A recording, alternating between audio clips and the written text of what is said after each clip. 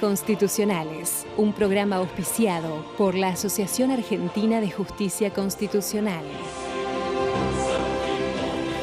Bienvenidos a Aires Constitucionales, espacio de la Asociación Argentina de Justicia Constitucional, bajo la presidencia del doctor Patricio Maranielo. Pueden encontrarnos en nuestra página, redes sociales, en nuestro canal oficial de YouTube y dirigirse directamente a nosotros, a nuestra dirección de mail.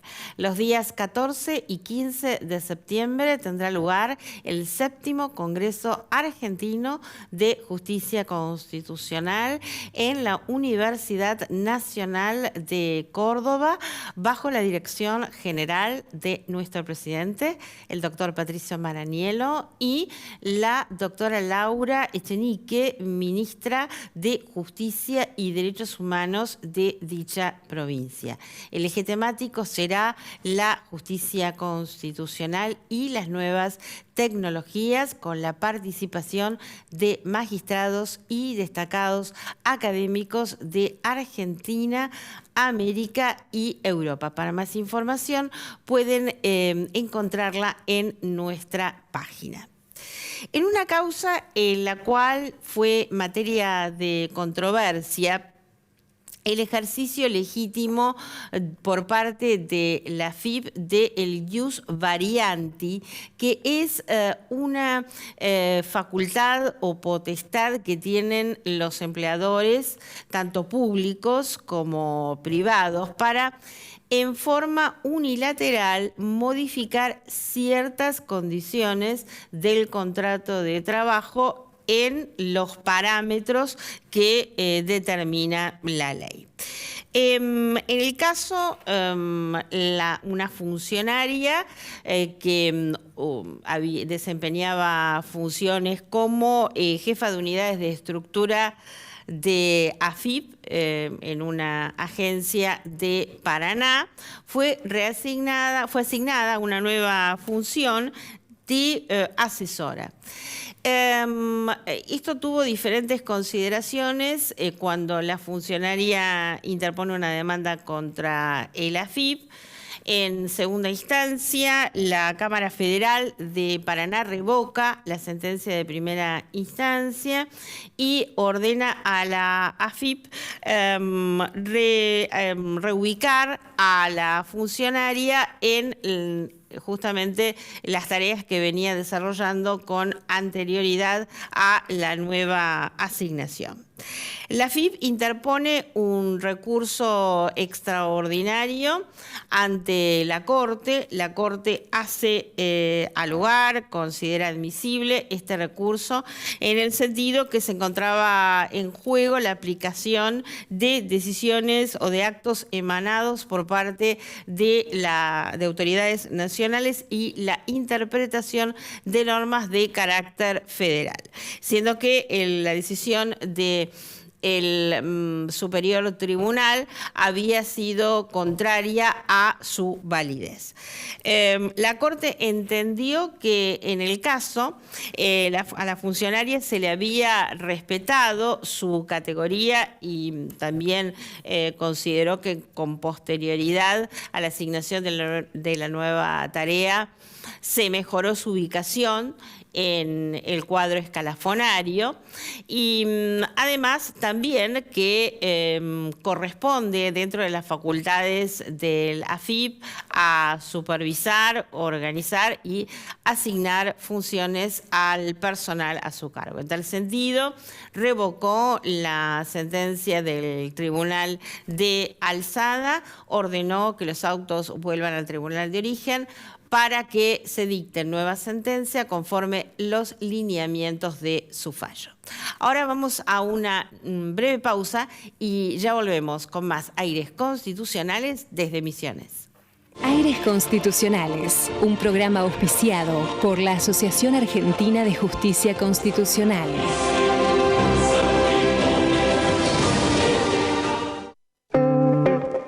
Misiones, santuario orgánico. Somos la primera provincia agrosustentable de la Argentina. Impulsamos el uso de bioinsumos para tener alimentos sanos, libres de agroquímicos.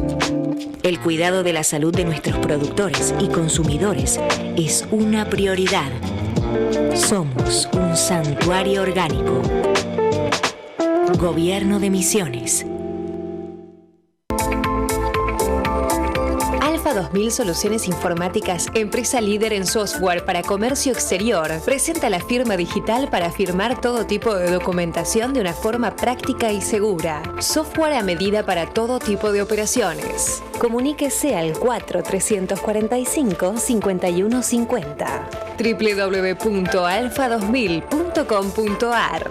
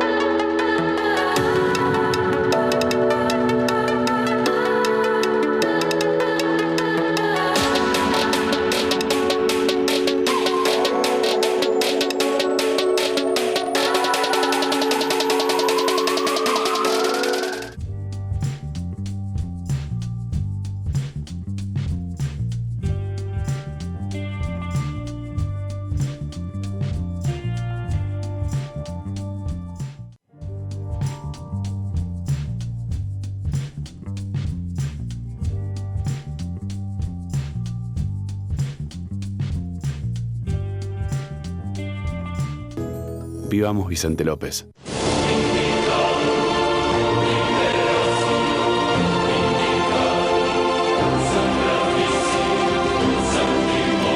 Muy bien, aquí seguimos desde la provincia de Misiones. Nos acompaña hoy como invitada especial María Agustina Teófalo, abogada, directora de Asuntos Jurídicos del Ministerio de Salud Pública de dicha provincia.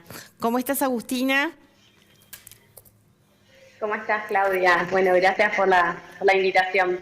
¿Cómo andan todos por ahí? Muy bien, muchísimas gracias por acompañarnos. ¿Me escuchás bien? Estamos bien conectadas, ¿verdad? Sí, se escucha perfecto. Perfecto. Bueno, muy bien. Nosotros habíamos conversado sobre la cuestión que se habla mucho de la perspectiva de género, pero la verdad que ahondar en temas cotidianos, en temas que pueden estar afectando a muchas mujeres, nunca está de más, por el contrario, es decir, puede ayudar a muchas mujeres a también concientizar de las situaciones que están viviendo, porque uno de los problemas que hemos tenido con la violencia de género es que por muchos años se naturalizó, entonces se tomaba como algo natural determinado tipo de tratos o situaciones cuando en realidad no lo eran. Así que me gustaría en primera instancia que nos acerquemos a este tema con el concepto de perspectiva de género, de violencia de género. Bueno, sí, es tal cual como decís, ¿no? El concepto de perspectiva de género es un concepto reciente, o podemos decir que no hace muchos años que se empezó a hablar de la necesidad de incorporar la perspectiva de género a la realidad social y obviamente a las políticas públicas. Justamente empieza de un cambio de paradigma, ¿no? Nosotros siempre tuvimos una distinción basada en sexos, o sea, una distinción biológica, que teníamos por un lado a las mujeres y por el otro lado a los hombres. Esto obviamente partía de la cuestión biológica.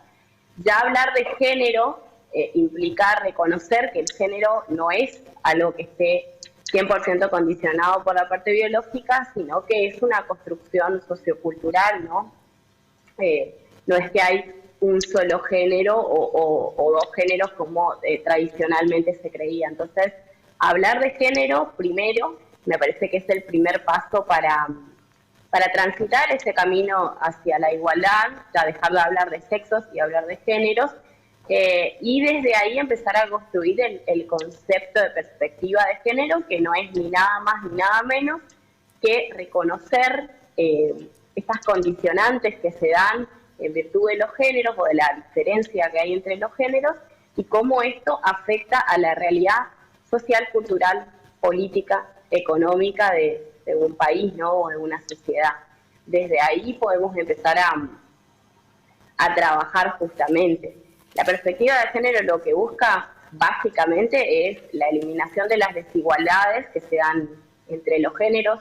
Estas desigualdades generalmente están motivadas en prejuicios o en estereotipos que nosotros por muchos años los hemos aceptado como tal. Vos decías los roles que tenemos asignados en la sociedad previamente.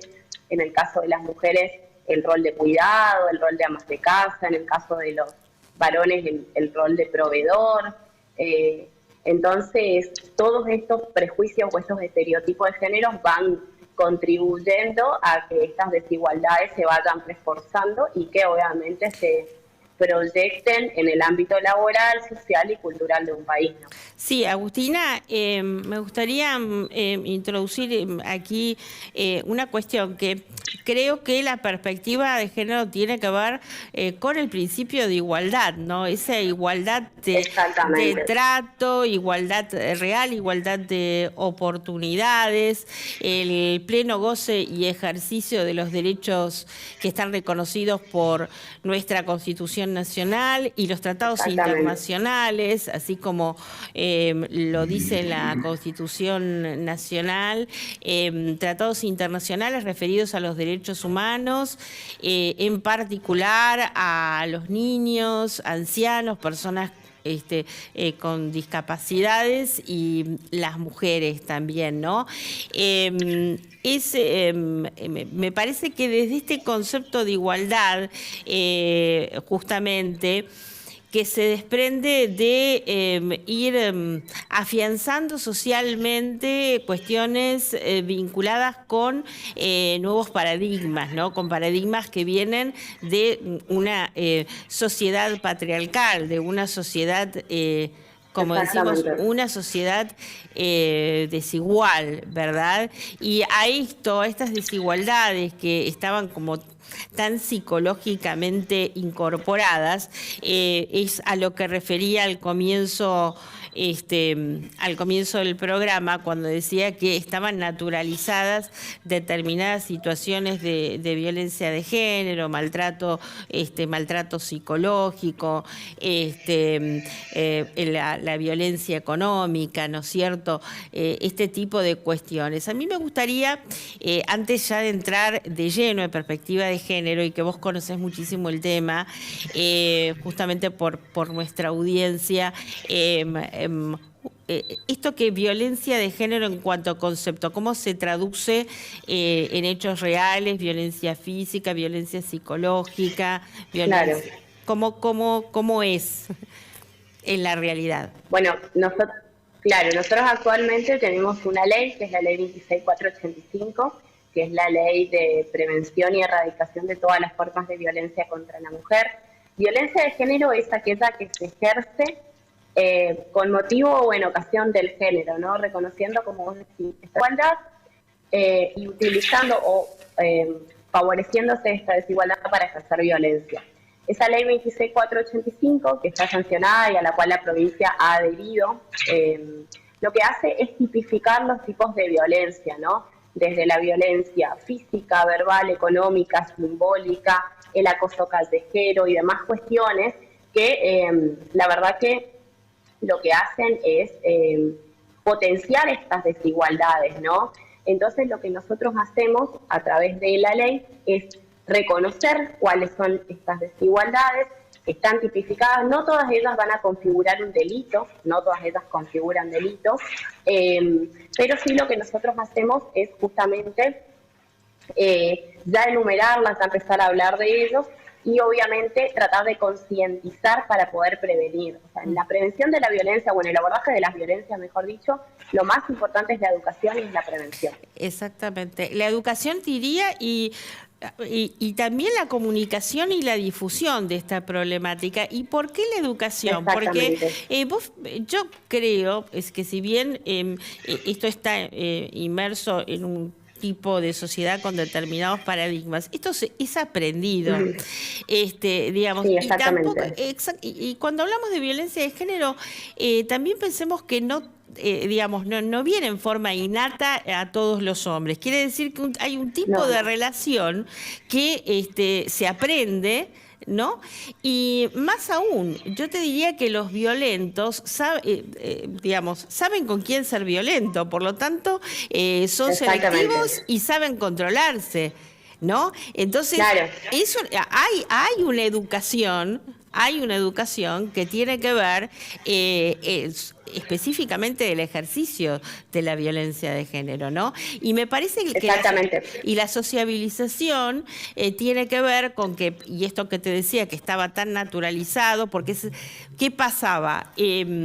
Antes de sociabilizar la problemática, se solucionaba de puertas hacia adentro, o no, digamos, se trataba de puertas hacia adentro. Entonces, al tratarse de puertas hacia adentro, lo que se hacía era justamente fortalecer la situación de violencia. Al abrir las puertas hacia afuera, a otros actores que toman participación, en tanto la justicia también y las políticas públicas, entonces esta problemática a abiertos otros actores sociales es cuando tenemos una vía de solución.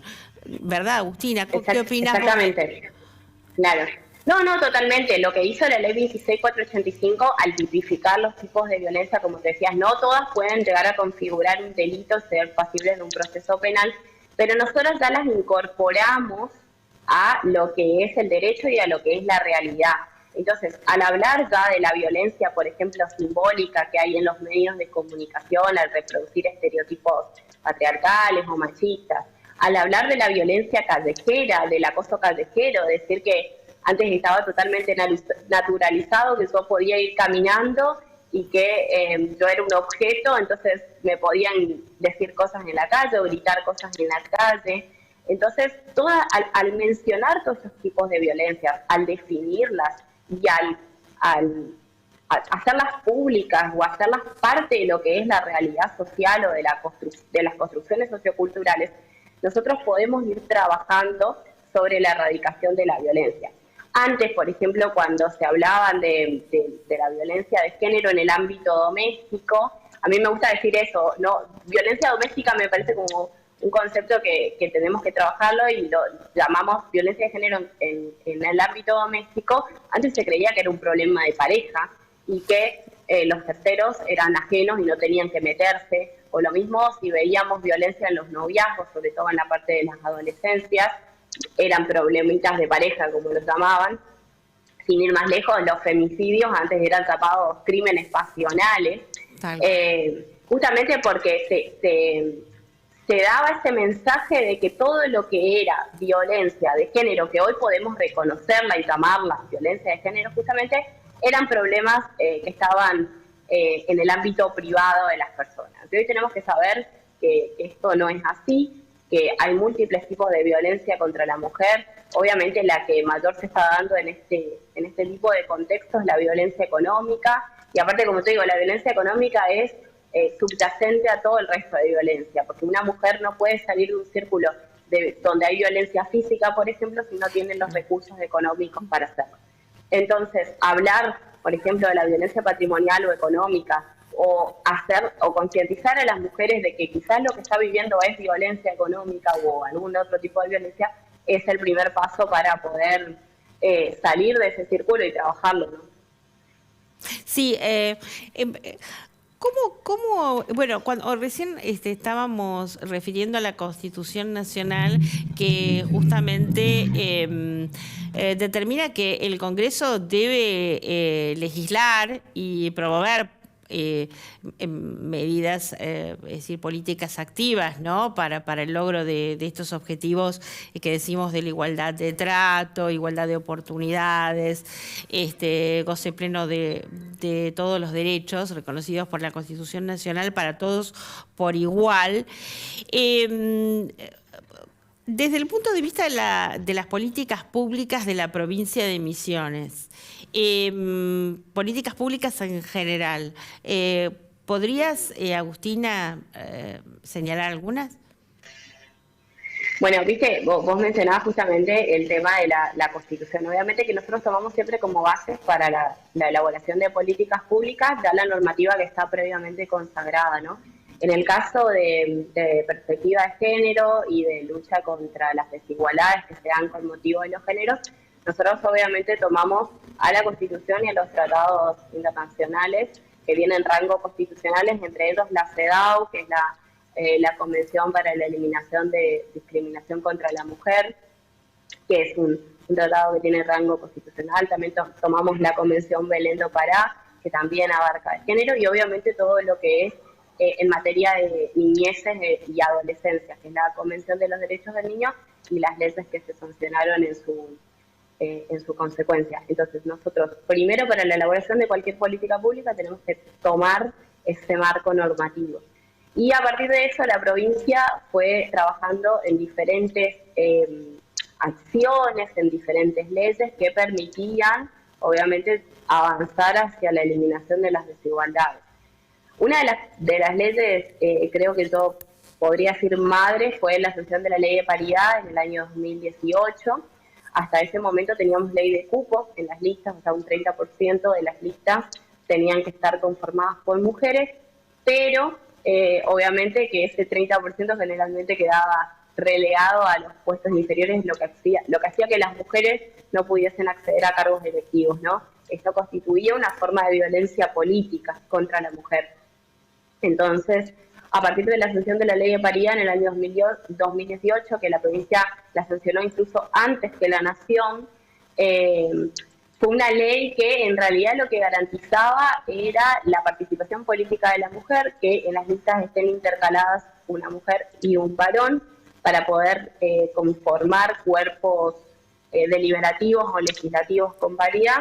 Entonces esa fue, creo que, una de las herramientas más importantes. Incluso hoy en el municipio de Posadas, a partir del 10 de diciembre, tendremos paridad real, o sea, en el cuerpo deliberativo de 14 concejales y concejalas hay 7 y 7 por primera vez, así que vemos que este tipo de herramientas tienen sus resultados prácticos.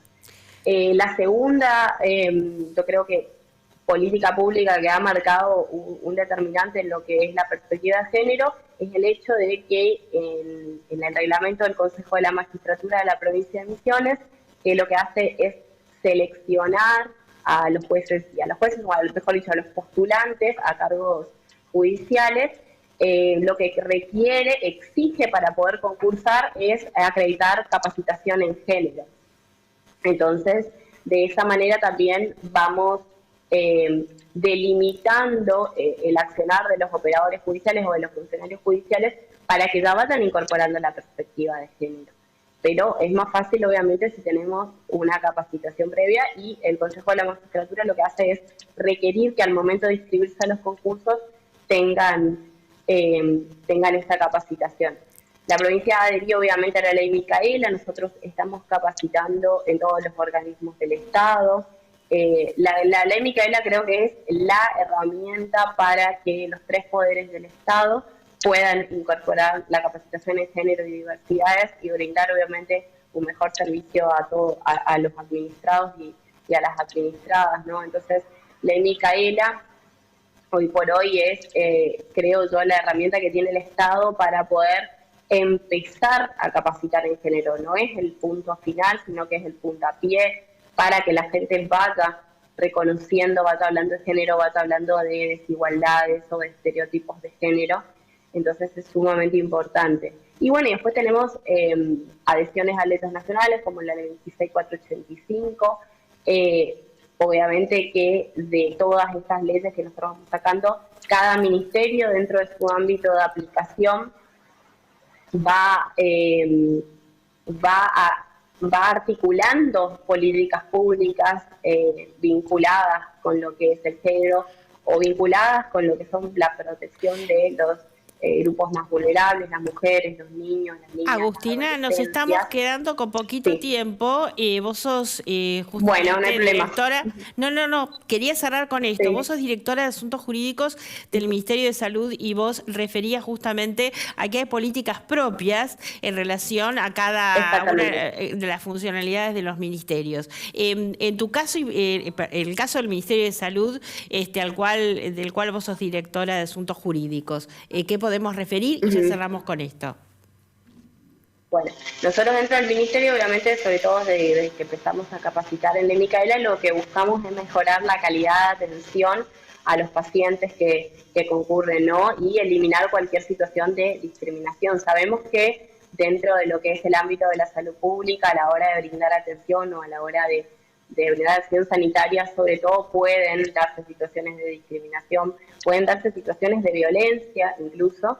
Entonces, nuestro eje primordial dentro de lo que es la salud pública es incorporar las políticas públicas de género para poder brindar una mejor calidad de vida, ¿no?